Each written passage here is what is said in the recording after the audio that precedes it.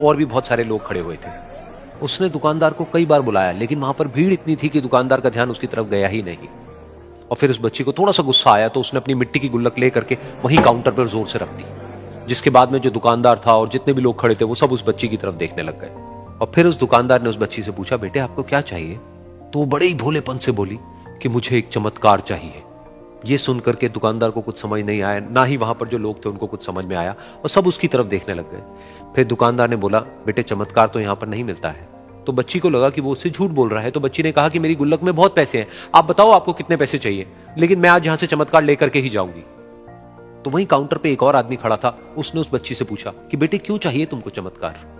तब उस बच्ची ने अपनी कहानी बताई कि अभी कुछ दिन पहले मेरे भाई के सर में बहुत तेज दर्द हुआ, तो मेरे पापा मम्मी उसको हॉस्पिटल ले गए। उसके बाद कई दिन तक मेरा भाई घर नहीं आया। तो मैंने कई बार अपने पापा से पूछा, लेकिन उन्होंने मुझे कुछ नहीं बताया।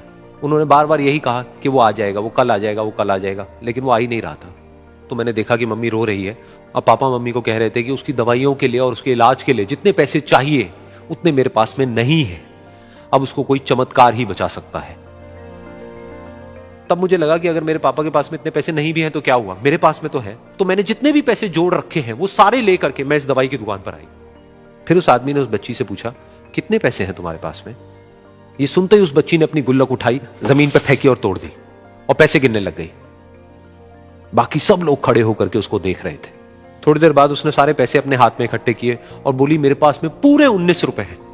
वो जो आदमी वहां पर खड़ा था वो थोड़ा सा मुस्कुराया और बोला कि अरे तुम्हारे पास में तो पूरे पैसे हैं, इतने का ही तो आता है चमत्कार। ये सुनकर के वो बच्ची बहुत खुश हो गई और बोली कि चलो मैं आपको अपने पापा से मिलवाती हूं। बाद में पता लगा कि वो आदमी कोई आम आदमी नहीं था, बल्कि एक बहुत बड़ा न्यूरोसर्जन था, और उसने सिर्फ 19 रुपए में उसके भाई की सर्जरी करी, और कुछ ही दिन बाद वो ठीक होकर के घर वापस आ गया। फिर कुछ दिन बाद वो बच्ची, उसका भाई, उसके पापा, उसकी मम्मी, चारों एक साथ बैठे हुए थे और बात कर रहे थे। तो उसकी मम्मी ने उसके पापा से पूछा कि अब तो बता दो ये चमत्कार आपने किया कैसे? तो उन्होंने अपनी बेटी की तरफ देखा और बोले, ये चमत्कार मैंने नहीं, इसने किया है।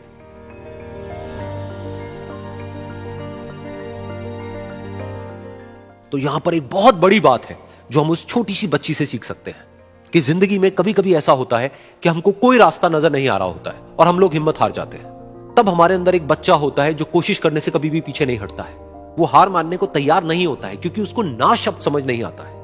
वो बच्चा जिसके लिए कुछ भी नामुमकिन नहीं है, क्योंकि वो हर हाल में कोशिश करता ही रहता है।